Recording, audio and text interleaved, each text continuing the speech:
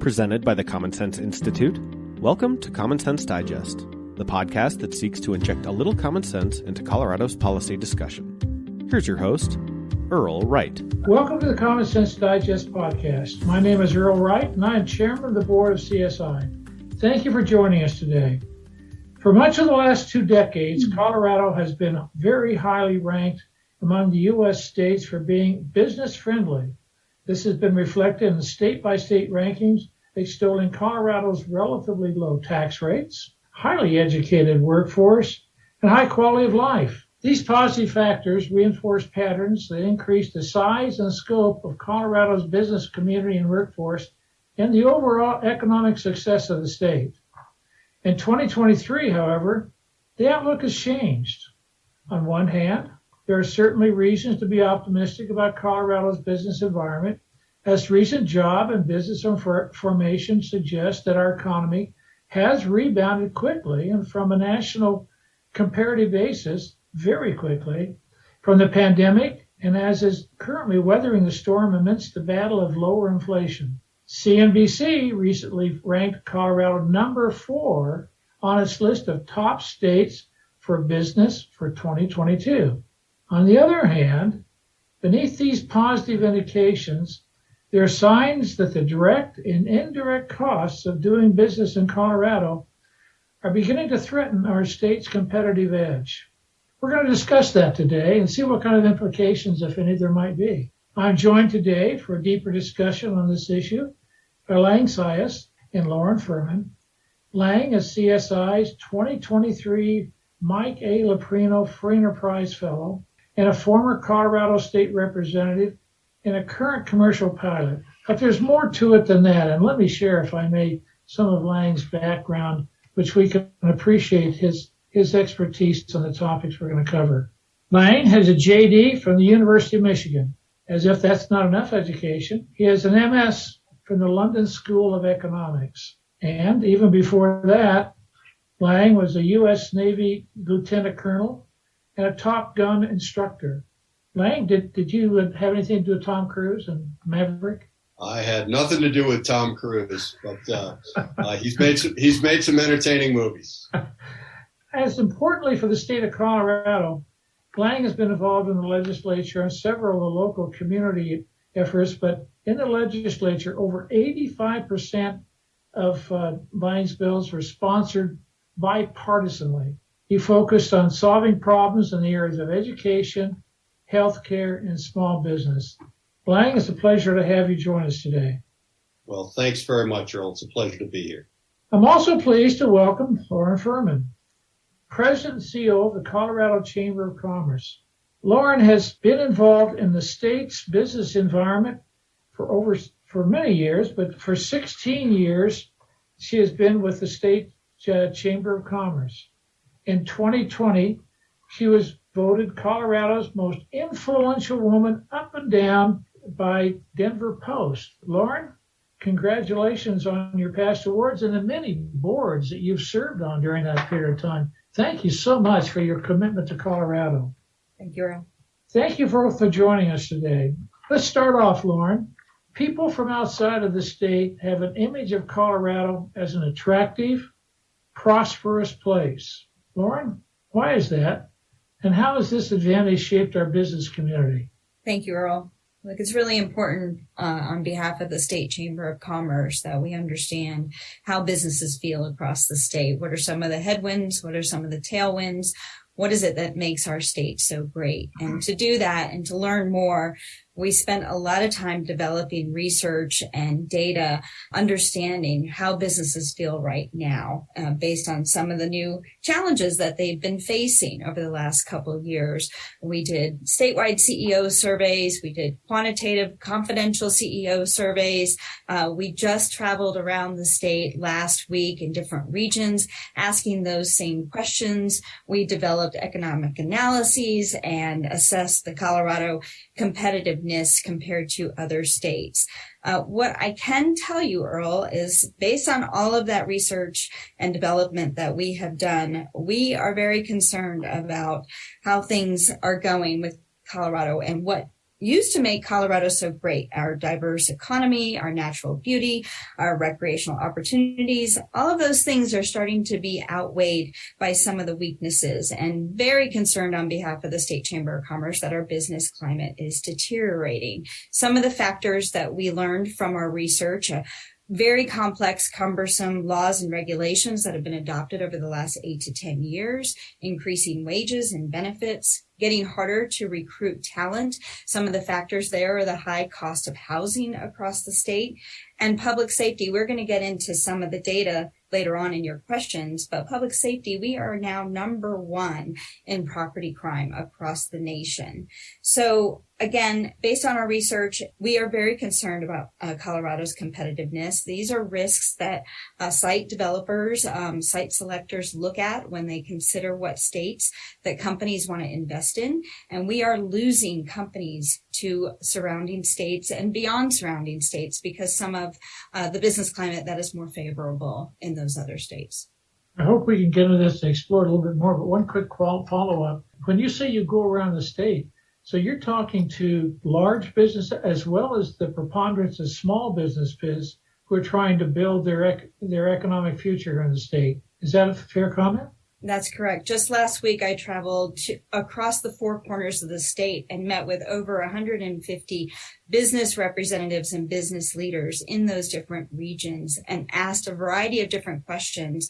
What are the challenges that they're facing, and what are the good things that are happening in their community? And so we are assessing all of that information, and we're going to develop a blueprint for the long-term health of the business climate here in Colorado, and shared some of the statewide data. But the whole purpose of going to those different regions is to learn specifically what are the challenges in those regions. Do they differ from the statewide data that we see right now? And are there specific areas that we need to address in those regions? Thanks, Loren. Lang, I want to go to you next, and maybe you can give us a little bit more flavor as to what's going on that's supporting the comments that Loren is making. I understand that Colorado has been one of the country's fastest growing states for some time. Well, we brought our business here in 1978, a long time ago. No doubt because of the rich opportunities afforded by strong industries, we've seen some of that in-migration occur and growth. Lang, how is this reflected in the migration patterns now and the composition of the state's workforce? Well, sure, Earl. If you go back, and you're correct, Colorado for quite some time has been a very attractive place to come to work and to do business. And that has been reflected up until recently in the migration patterns. And Colorado between 2011 and 2020 actually ranked #4 nationally in net inward migration. And that played directly into the quality of our workforce. And anytime there's sort of a study or a ranking of Colorado's business environment, the quality of and the highly skilled nature of our workforce always is mentioned.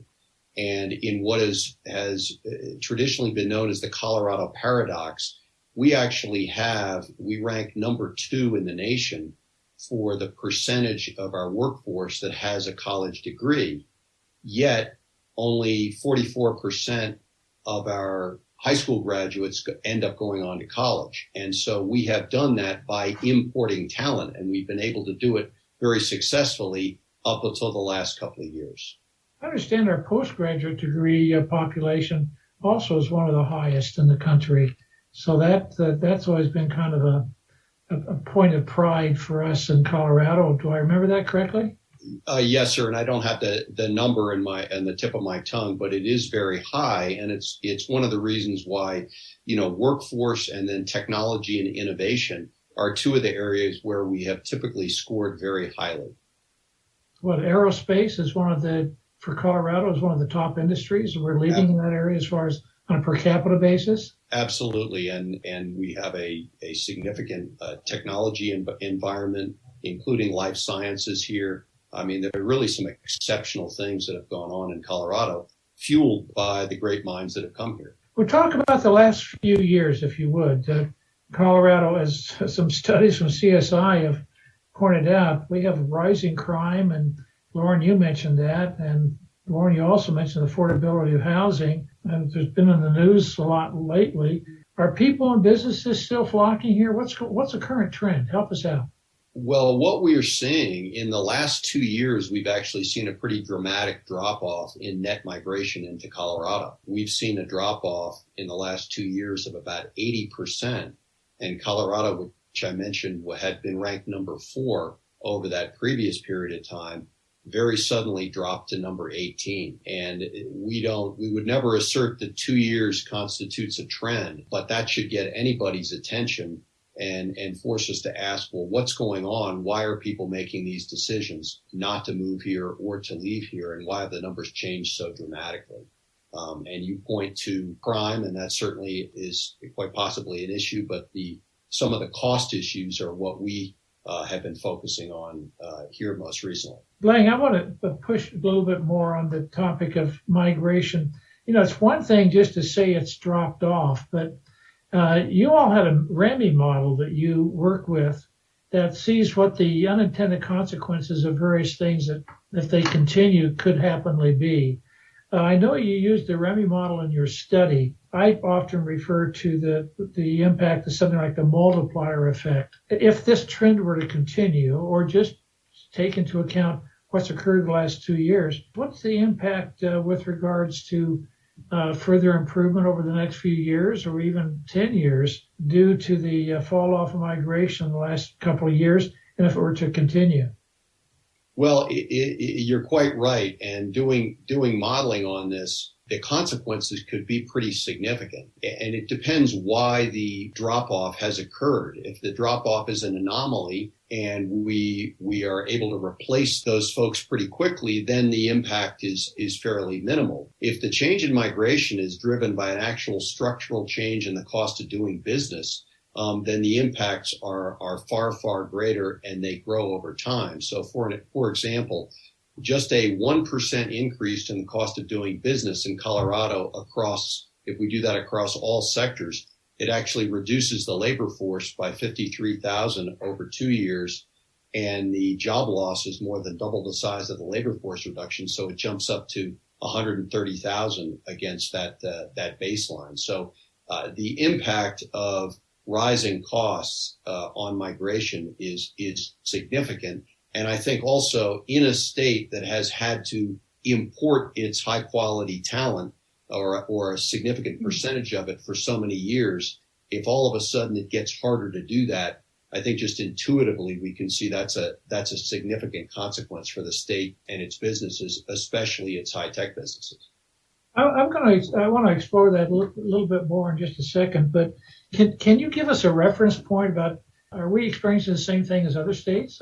So maybe this is a nationwide thing, or is it, at least in the Rocky Mountain area, unique to us? That's a great question, Earl, because of course anytime we look at migration data that reflects a period during COVID and some of the economic turmoil we've had, we look at it and say, okay, that's interesting, but. So one of the things that we did in our report we'll discuss was compare our migration statistics against a number of other states nationwide. And the most interesting piece of information was that when compared with two of our geographic peer competitors, Arizona and Utah, Colorado's results really stand out, because during that period when our net migration dropped by 80%, theirs actually continued to increase. And they ended these last 2 years ranked, I think, number 4 and number 9 nationally as compared to our pretty precipitous drop. That should be concerning because we really do stand out in that regard.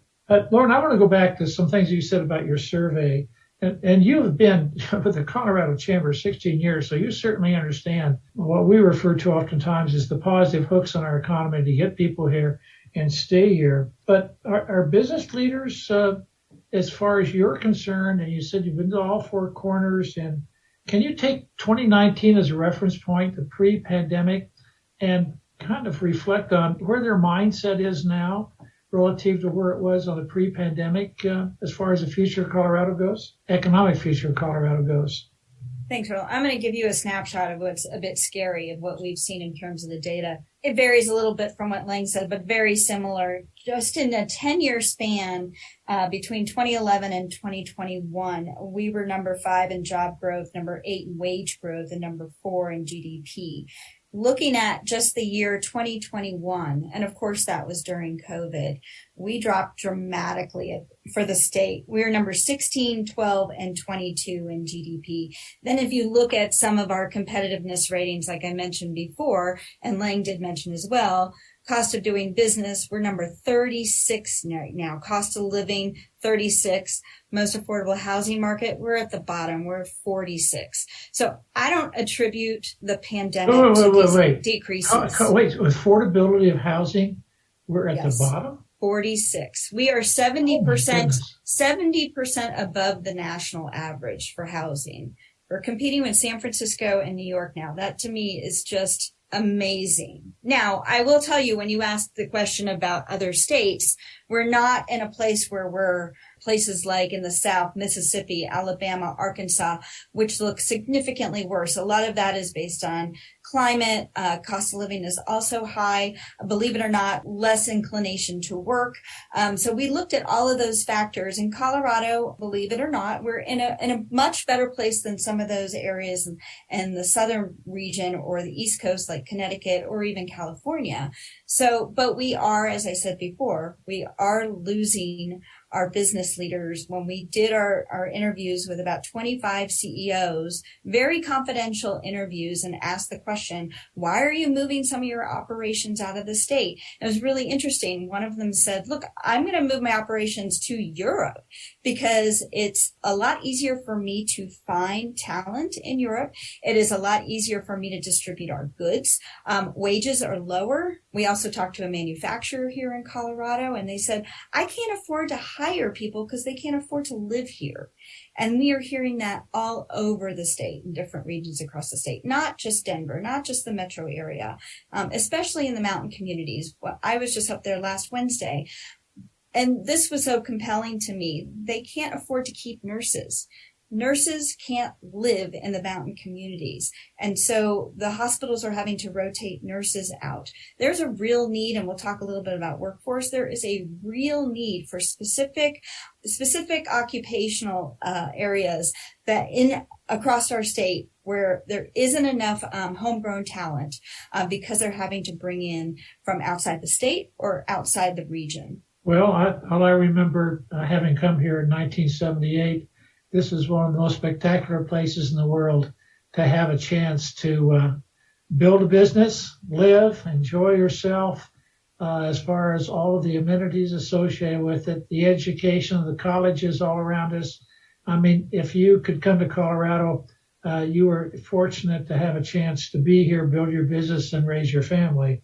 Let's shift this discussion, if we could, Lang, to why are these problems arising? If the pandemic isn't the cause and other states aren't having the same issue that we've just talked about, is Colorado still relatively healthy and it still has a skilled workforce? We said that.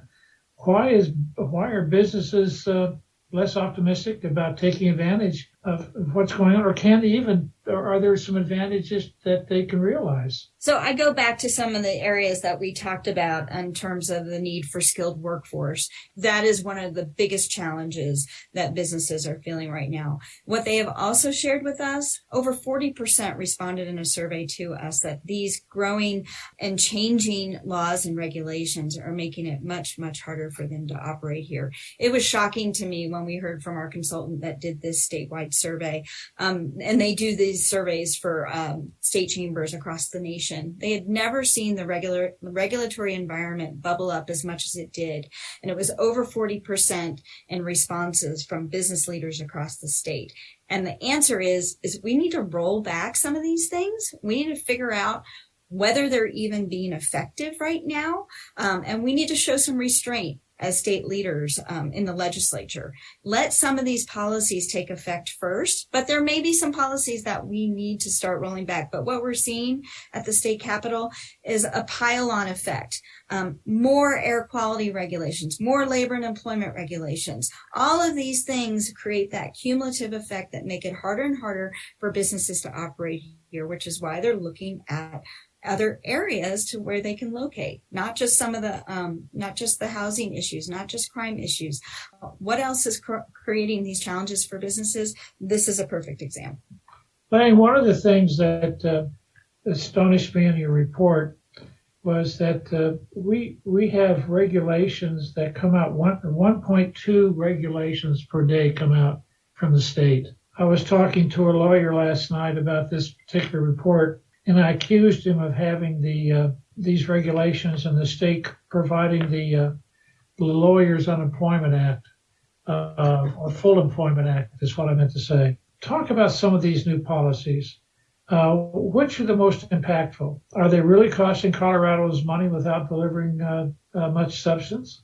And what we tried to do in this report was to focus on a subset of laws and regulations in the two areas that, dovetailing with the surveys and the data that Loren generated, we tried to focus in these two areas, and one was in labor and employment, and the second was in environmental regulations. So we're just within those two subsets. But what we found was a host of laws and regulations that have been instituted or are being contemplated right now that are going to drive costs up.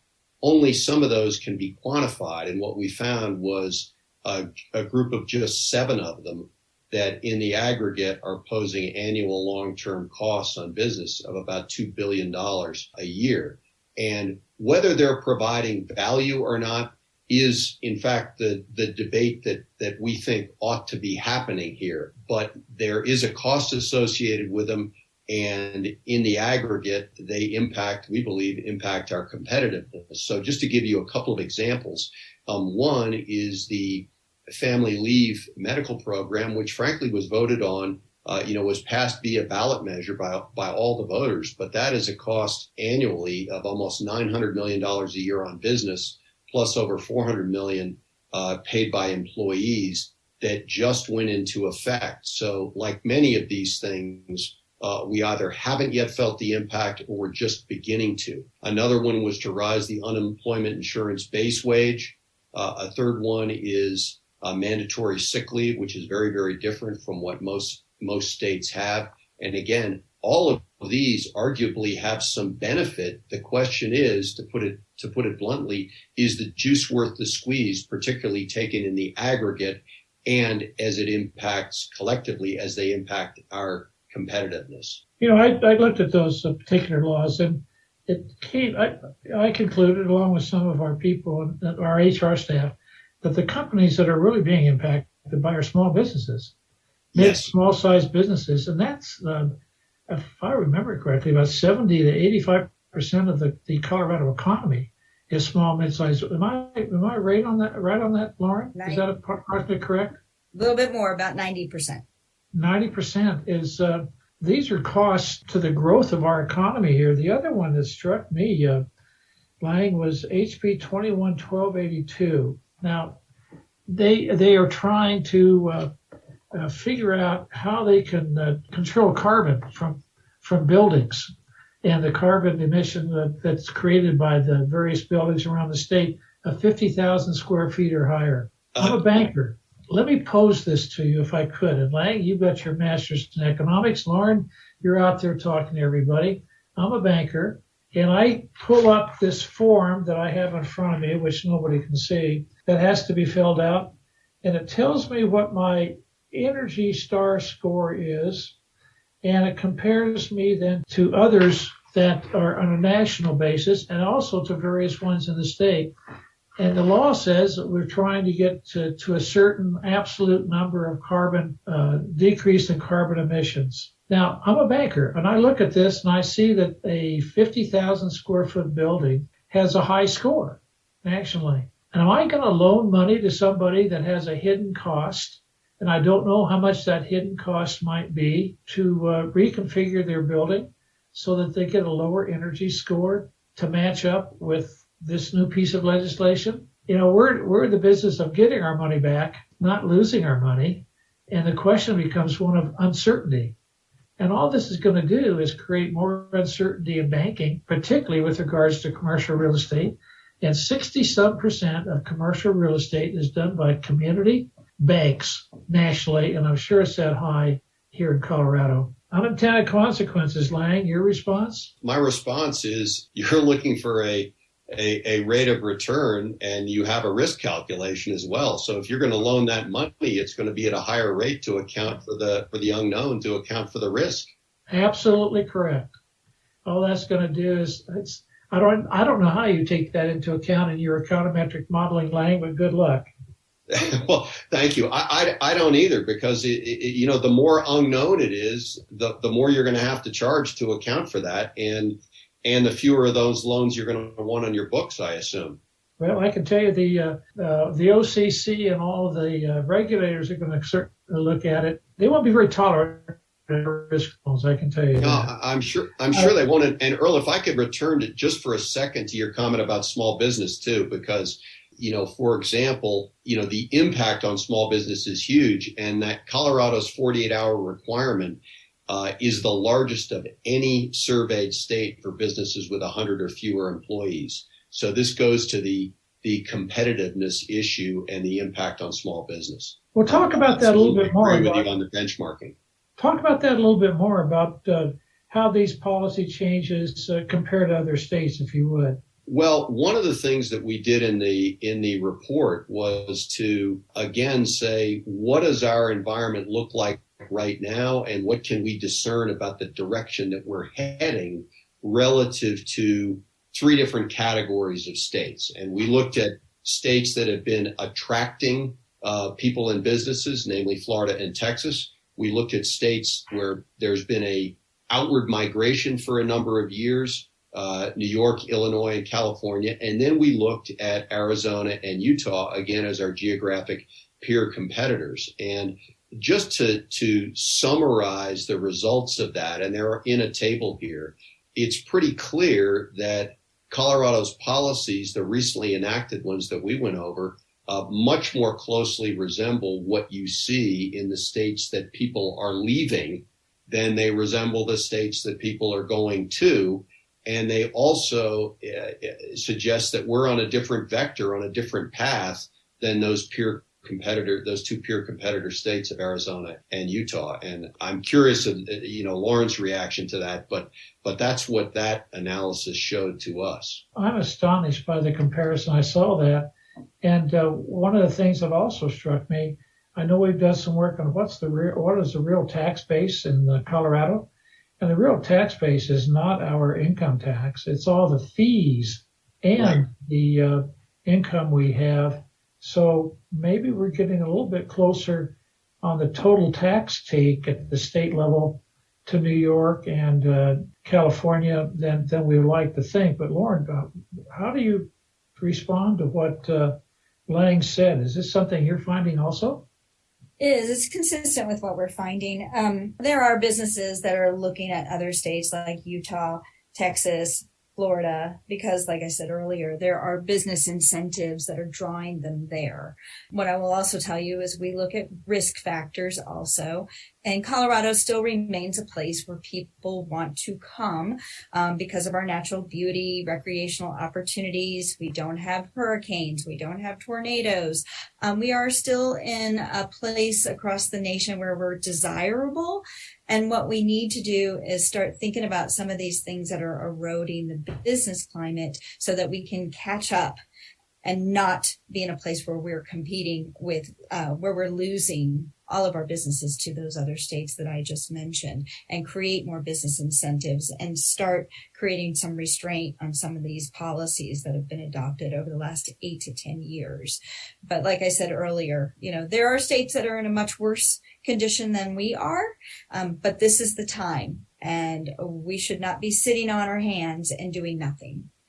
This reminds me of a basketball game with the team lost by 30 points, and the coach says, "Don't feel so badly, boys. Or girls, you could have lost by 50." And I'm saying, wait a minute, what kind of reassurance is that? But I'm going to force the two of you, if you would, please. You've looked at it. You've given it a really hard look. What do we as Coloradoans need to look at and rethink so that we can gain the attractiveness of the state and its business environment? What 3 or 4 things would the two of you say that we need to focus on over the next few years, locally and statewide, so we can become what we're capable of becoming in this state? I would say we need to start peeling back some of those laws, regulations, determine their effectiveness before we continue to move those goalposts on new regulations. Would also suggest that we find some achievable solutions on workforce. There are some great folks that have been working on workforce for the last 20 years, but yet we still hear from businesses that they can't find the talent for the jobs that they need to hire for. And so we need to develop some more homegrown talent in those regions across the state.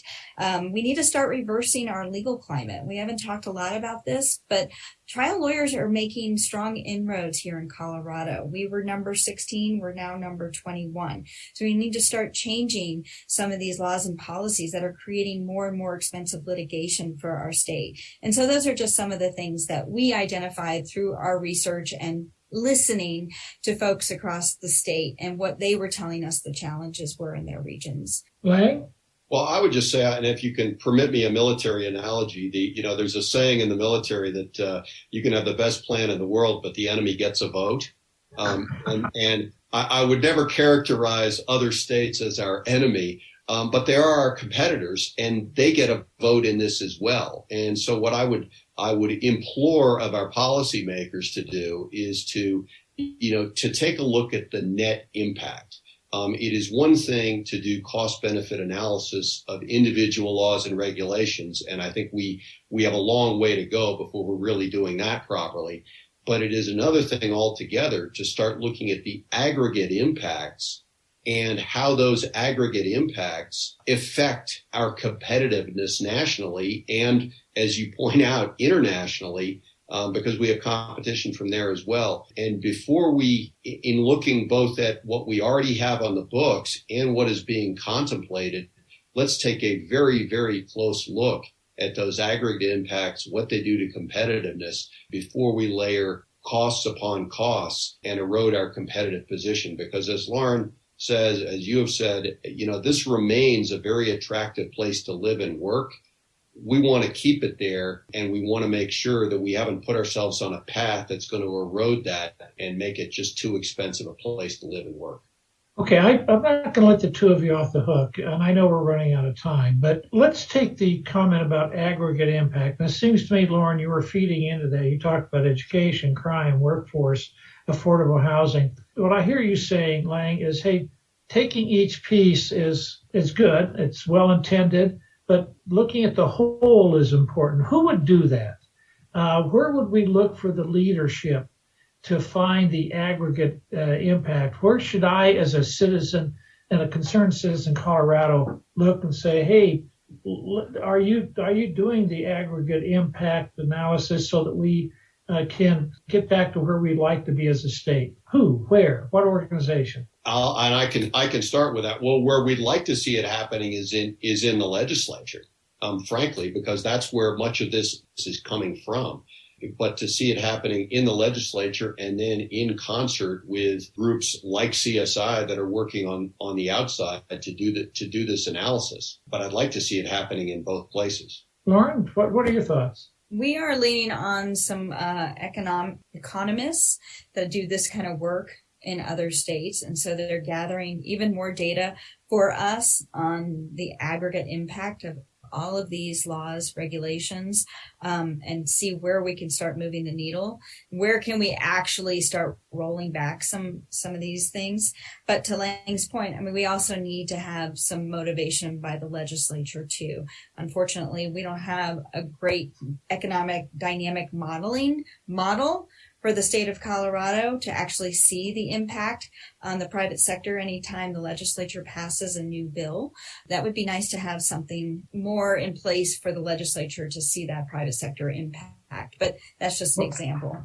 Well, as you know, CSI has a dynamic model, Loren, and we try to keep up with the bills, but we unfortunately have to pick specific issues and then work on those issues. But I think your idea, both of you, on an aggregate study of placing some priorities on things has a lot of merit. Thank you so much for all of your time today and for what both of you have done for the community.